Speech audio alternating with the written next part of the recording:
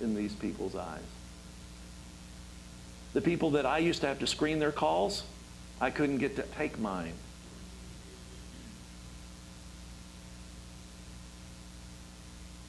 I thought it was interesting in the USA Today, it said, what tempts men and women?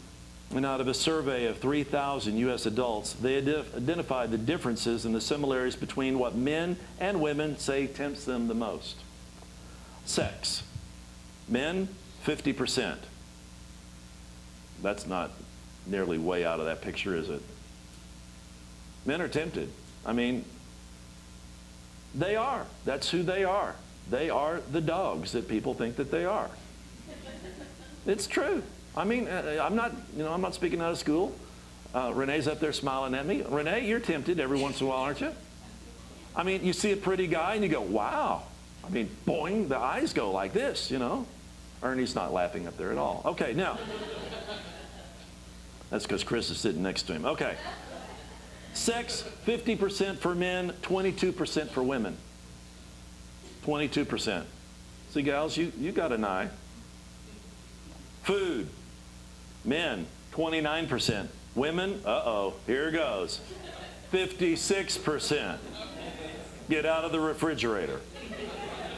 Have that little cow. Oh, you know, the little pig in the grocery in the thing. Money, men, 14%. Women, 15%. Alcohol, men, 7%. Women, 2%. Power, men, 2%. This is out of a study that USA Today. I didn't do this. Men are only tempted by power, 2%. Women, 7%. Lies. Listen, we're praying for you, Brittany. Yeah, no. I mean, they're very specific in their things. I thought it was interesting when they did this study, they also extended a study to age groups. Addiction. This is a study that they did in 2008. 5 million participated in 2008 that they queried on a 12-step addiction program. Excuse me. Participants by age. 12 to 7. I'm okay, Kathy. 12 to 17. 12 to 17-year-olds. 12 to 17-year-olds. How old is he? How's Kenny? 15. 12 to 17. 5% of that 5 million. Think about that number, folks. We're already in a 12-step program for addiction and addictive behaviors. 18 to 25, 15%. How many of you would fit in the category 18 to 25 in this church? Let me see your hands. Hands, hands, hands, hands. Big hands. Okay. How many are in the age group 26 to 49?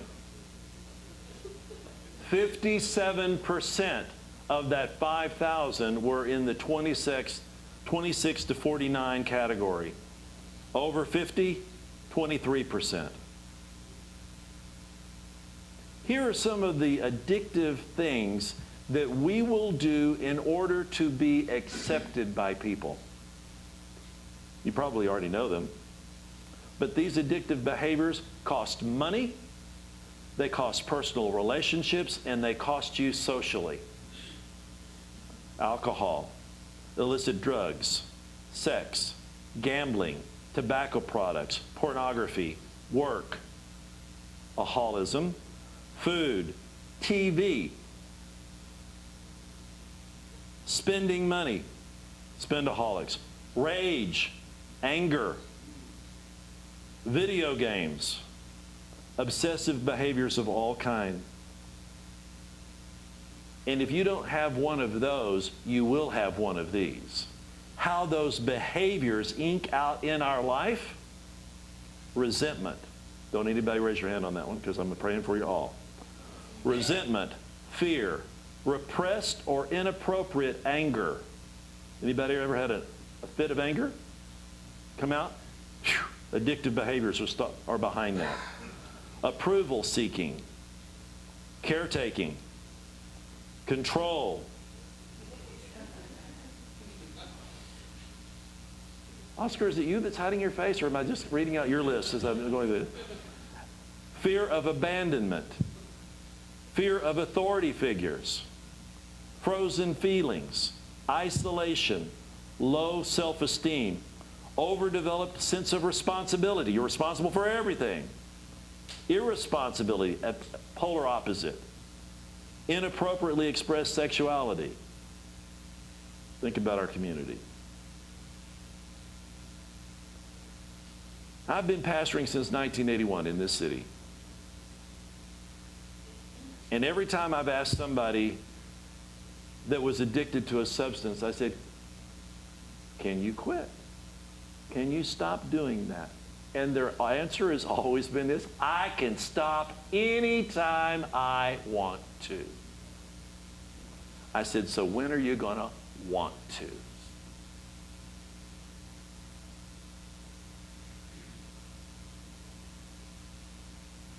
Second Corinthians 1 verse 9.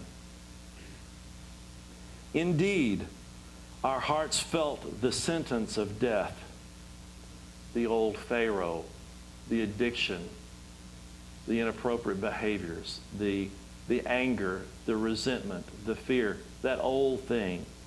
Our hearts felt that.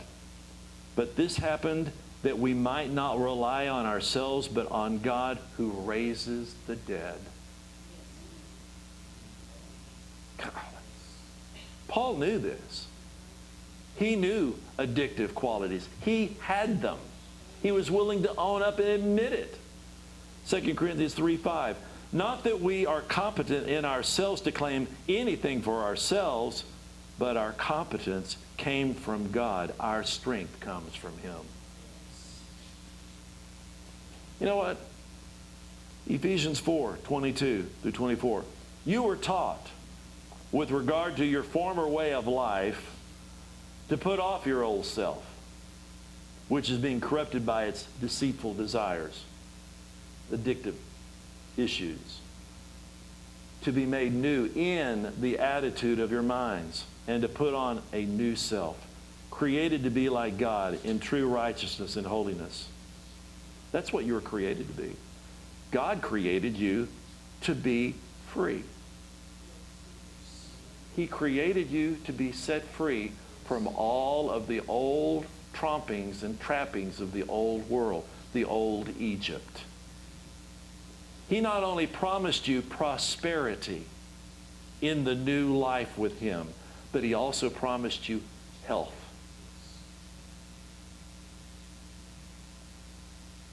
You see, but it takes admitting that, you know what, I'm still living in part of that old stuff. I still want some of that old Egypt to go along with me.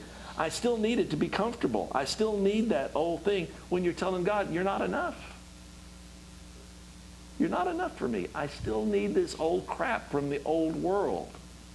I still need that. I still need to be able to get angry when I want to. When it says anger, be angry and sin not. That doesn't mean to get angry like that. That's to be mad at the devil who would cause you to do that. I think about our community, and I think about what Shaw said this morning, the treasure that they are. The treasure. And the only way you can tell somebody how big of a treasure they are is to tell them how much God treasured you in delivering you from your Egypt. But see, it takes willing to admit you were there. How can you be delivered from Egypt if you never went? How can you ever say, well, God saved me from my old junky life, if you never admitted that you had one? You know, Romans will help you there. For all have sinned and come short of the glory of God. So there you've got the entrance and exit from that old Egypt right there. You can go in and out in one verse.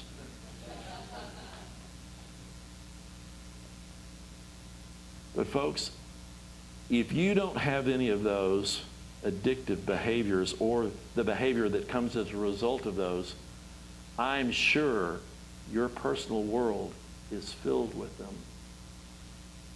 You know people that need help.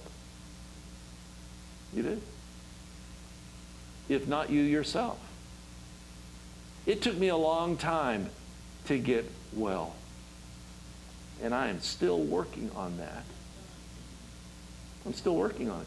Because what happened in 45 years doesn't turn around in a day. Doesn't turn around in a day.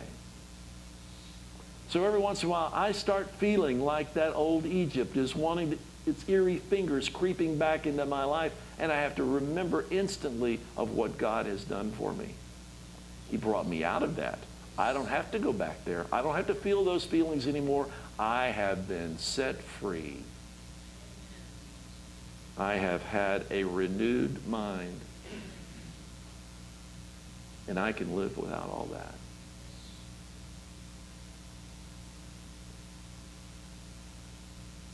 It's interesting, step 1 in a 12-step program says, in order to get well, you first off have to admit that you need help. And that you are helpless. And that your life has become unmanageable because of this Egypt. And I'll tell you, God wants you free. God wants you free. He loves you enough to treasure you. To say, I have positioned people around you that will love you enough to let you be who you are and get out of all of that old Egypt and get out of the Egypt out of you so that you can be who God created you to be. That's the reason why God wanted them to go by the bitter waters. He wanted to get all the old Egypt parasites out of them. He wanted them out of Egypt, and he wanted the parasites out of them. God not only wants you set free, he wants you whole inside and out. And I want to tell you something. We are starting a 12-step program here. And it will help every single person. I don't care if you think that you haven't had one of those addictive personalities. I guarantee you, you've been touched by one and it affects your life like that water streaming down that concrete. It's still there. So I want to share with you that coming up, I plan on teaching, and Mark's going to help me. We're going to do a 12-step program that's a spiritual program based on God, not the God of our own understanding, but we're going to base it on God, and it's a tremendous book. And I'll tell you something, if you're interested in being set free from the old stuff,